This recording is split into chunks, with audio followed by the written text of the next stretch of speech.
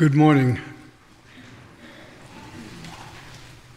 Thank you for the elders allowing me to present this lesson to you.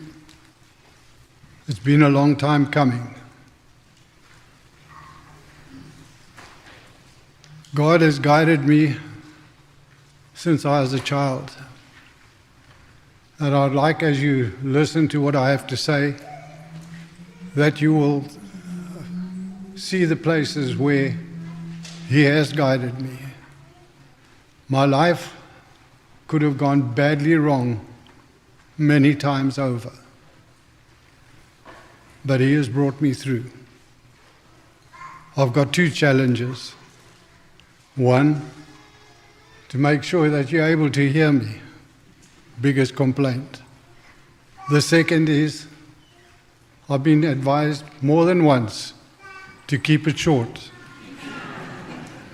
But in 80 years of my life, I don't know how I'm going to be able to do that, but I'll do the best I can. So if you'll bear with me. The tradition here is to ask or to suggest that there are three words that you need to look at. In my case, fine, fit, and well. That is my physical health. Always asking me how I'm doing, well, that's what I'll say to you. However, let's look at the spiritual side. Are we fine? Are we fit? And are we well in the sight of the Lord? A lot of you don't know me. I sit in the front here, and you can never hear my comments in the Bible studies.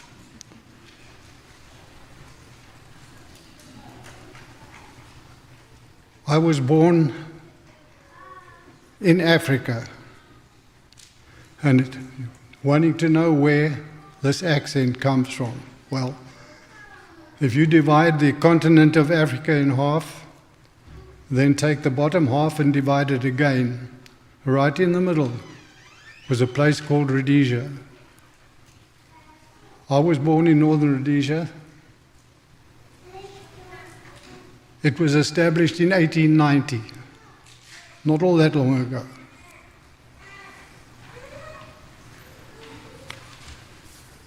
I lived there for a number of years and moved to South Africa. But to start my life off, I have to tell you about my parents. My mom and dad got married, but right from the beginning it was a very bad marriage. My mother didn't want to go through with it. But somebody else in her life, and it affected me in my life, is somebody by the name of Auntie Charlie, my great aunt. She insisted that the marriage go ahead because it had already been arranged.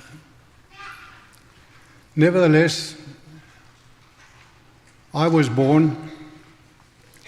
The instruction was to go to have my name registered. My name was to be Eric Peter Grove. Eric was my mom's friend's name, and Peter was my uncle's name. My father dutifully left, came back, and said to my mom, "Here's the certificate. Charles Eric Peter." Nevertheless, 3 years later, they were divorced.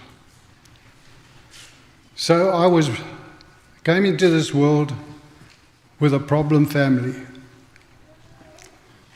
The marriage failed. My Auntie Charlie's marriage failed. Her daughter's marriage failed. And so did the granddaughter. The reason why I'm saying this is there are many people in this congregation, right from very young to old. The older and middle have all understood and worked on their marriage. But I want to implore the very young, when you consider a wife or a husband, consider the command from God that when you are joined together, you become one. And in Corinthians, we are told that our body is the temple of God. And in so doing, you have to respect what God has given you. It is very serious, and it can affect the rest of your life. So moving on to my Auntie Charlie. She looked after myself and my little brother. I call him little because he's little. But he's just a little bit younger than I am now. She looked after us and supported us, and she instructed us and was very, very strict in table manners. I'm not going to go through all of the table manners that she referred to, but one of the things that really affected me for the rest of my life: don't jump in a queue, you stand and go to the back. Never impede others, whether you're on the road, whether anything else in your life. And then never accept anything from anyone, period. These things have stuck in my head from a child. My cousin, Auntie Charlie's daughter, jumped all over my brother because at one time he wouldn't accept something that she wanted to give him. And she pointed out to him that it is a disservice to someone who wants to give you something and you refuse it. So it's still been a battle in my life. And I want to point out here, scripturally, that as these things are deep-rooted in my life, people with children, little ones, are going to be affected for the rest of their life by the way you treat them. Proverbs 22:6, train up a child in the way he should go, and when he is old, he will not depart from it. I am living proof that this does affect you for the rest of your life. Your responsibility is a very big one when you have children, to have to look after what God has given you. It's a gift from Him. My aunt and my stepfather stated that I would never amount to anything, that I was too stupid. My stepfather, whenever I walked past me, he used to give me a slap on the back of the head. My brother said to me, "Why didn't you ever duck?" I still can't answer that question. Maybe this and other things that happened as a child affected me for the rest of my life, in that my brother was in grade 1, I was in grade 3. We went to a school where they addressed the two of us by our surnames. Now, we were little. Just think about it. Why did we decide we didn't like being called by our surname instead of our first name? Don't know. But we started to bunk school at that age. In one particular place, I remember going into a shop, taking a bar of candy off the shelf, because as you know, in those old days, you never helped yourself. You had to go through the person behind the counter. I walked out of that shop saying to myself, well, I've walked out of here and I've got away with it. I hadn't gone very far, and my conscience started beating on me. I went back and I put it back on the shelf. Why? It can only have been some of the upbringing of my Auntie Charlie. Now, because we were bunking school, we were taken to a store and we started fitting clothes and everything else, and we were thinking, well, we're going to go on holiday. That wasn't the case. My stepfather and my mother couldn't be bothered with kids that are skipping school. So they sent us down to a mission school, Church of Christ Mission School.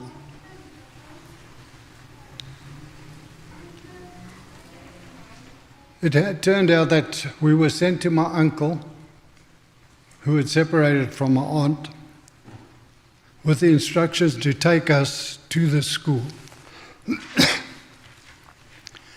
When we got there, we were assigned 2 people to help us to acclimatize, and we lived there, went to school for 4 years. Why were we sent to that school? My Auntie Charlie was a Seventh-day Adventist. But it turns out that she had known people in Livingston, where I was born, who were at a mission called Cindy Mission. Somehow she knew people there. And she directed my uncle to take us to Kalomo, which was where Eureka was, Namwayanga Mission. Why did that happen? With what she had done to us in our early life, I look back, she saved my brother and I by sending us to that school. I was baptized in 1955, 12 years old. From there I went to high school in Lusaka, also in Northern Rhodesia. And I'd like you to remember the names of people that I'm going to bring up now. There was another preacher there by the name of Joe Lyons. But backtracking to Eureka School, there was somebody that my brother and I were very fond of. He was a missionary. His name was Bill Short or William Short. We called him Papa Short. He's the one that taught me. And then on the other side, on the woman's side, girl's side, was the shoemakers. They were the ones running this school. When I went to Lusaka, Joe Lyons took us in. There was another person there by the name of Doug Bauer, also a Christian. Cutting it out from there, I joined the military. Why? Because my great aunt nagged me to such a degree that I had to go and find a job, or that I had to join the military because I was too stupid to do any other job. So I went and joined the military. This was in Bulawayo, Southern Rhodesia.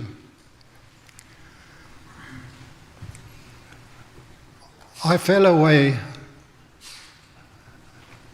while I was there because I wasn't happy with the congregation that I was at. Papa Short happened to be in Bulawayo. He came to see me and said, "Won't you come back?" And I said, "No, when I'm ready." Our regiment then moved from Bulawayo up to Salisbury. While there, Joe Lyons was there, and he drew me back with all his kindness and hospitality. In joining the military, I was in the infantry. I was promoted to sergeant, I then decided that I wanted to become an instructor. So I decided to take that up, and I see here that the war in Rhodesia was beginning to hot up. As an instructor, I was a boot camp instructor for 5 years. In that time, I didn't have to go into the bush to look for terrorists and to fight a war. Who was looking after me? At that time, I met and married my wife. We had 4 children, and I love them all.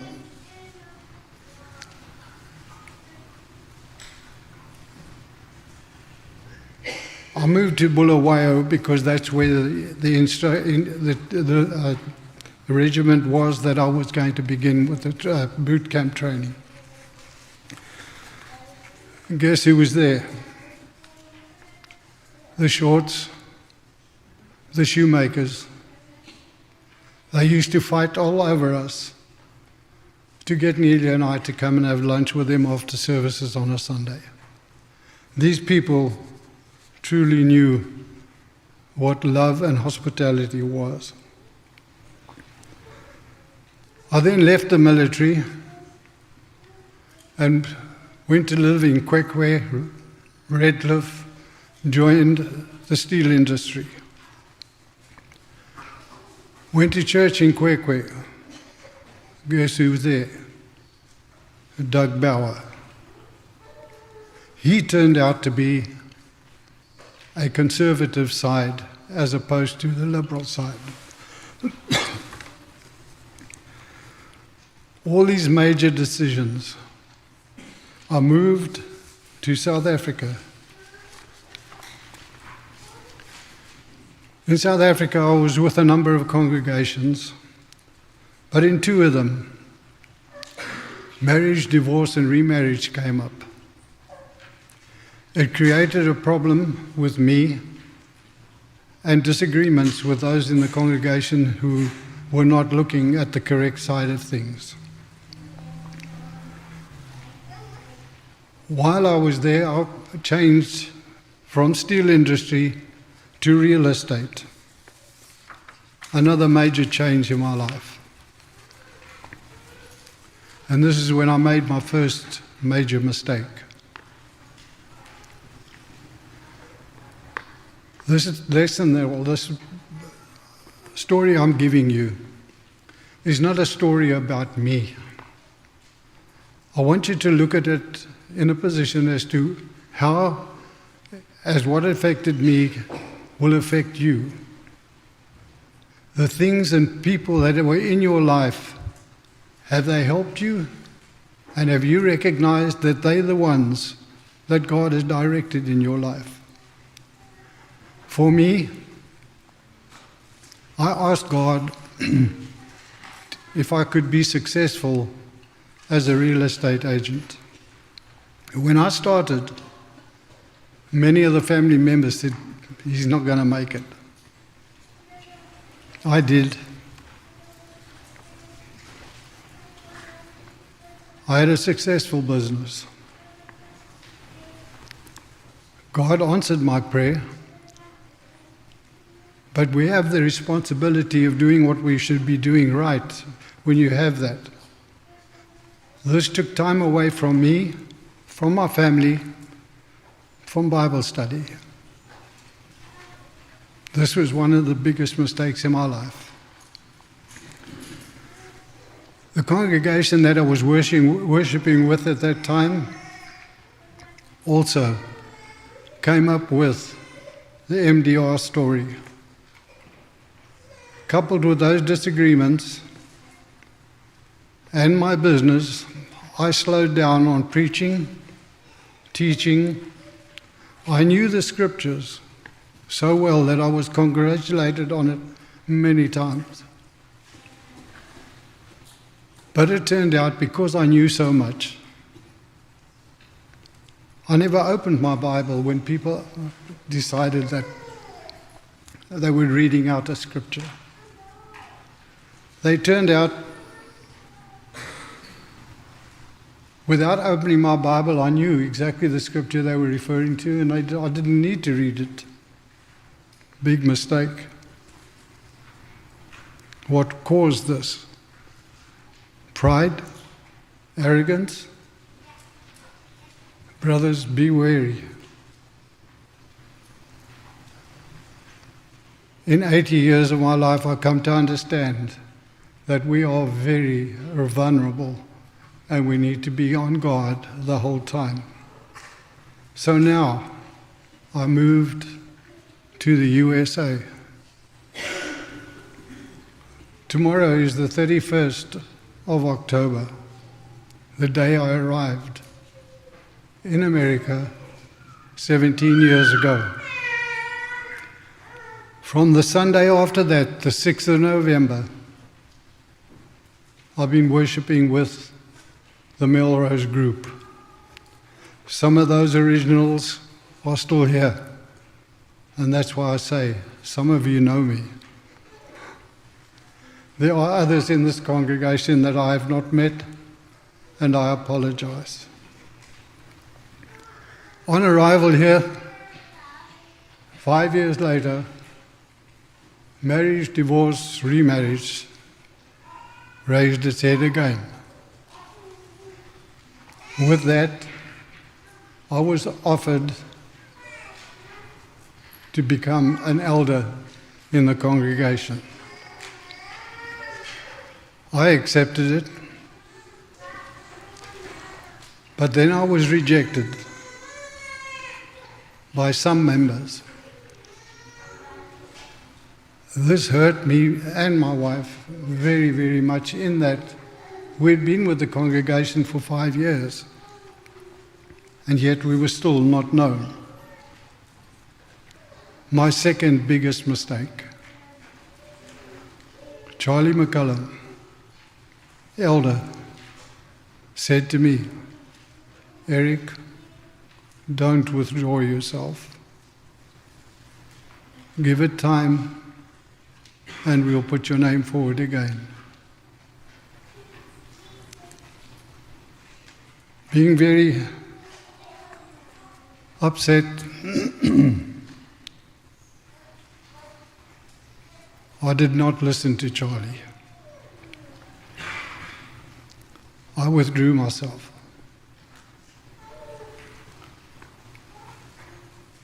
No one asked why I no longer participated in reading, prayers, Bible study presentations, etc., even to this day.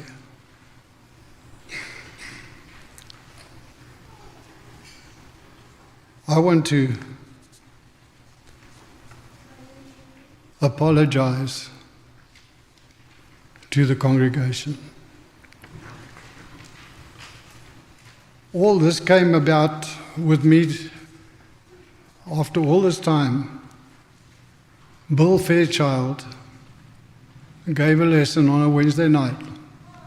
I looked at him and I thought, Eric Grove, you should still be able to give a lesson the way Bill Fairchild gave that lesson that night.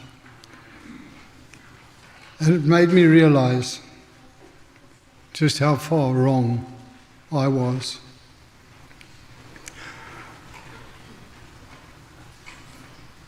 I asked God to forgive me.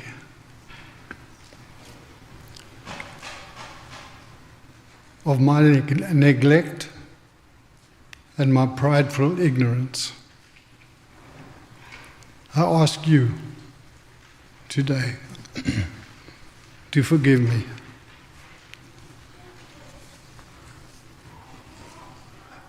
It is easy to think that you are strong, but if you do not keep God and Jesus in your foresight, you will go wrong. For a period in time in my life, that happened to me. Why am I still here?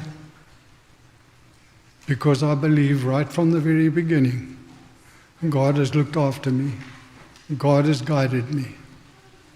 This has not been about my life. It's been about Him. In closing, I'd like to read a scripture.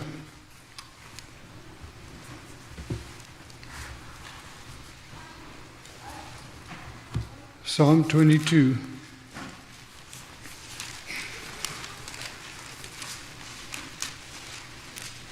Oh, sorry, I've got the wrong one. Psalm 37,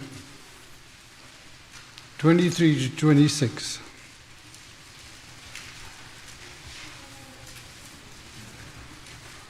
The steps of a good man are ordered by the Lord, and He delights in his way. Though he fall, he shall not be utterly cast down, for the Lord upholds him with His hand. I have been young and now old, yet I have not seen the righteousness forsaken, nor his descendants begging bread. He is ever merciful and lends, and his descendants are blessed. Thank you for your attention.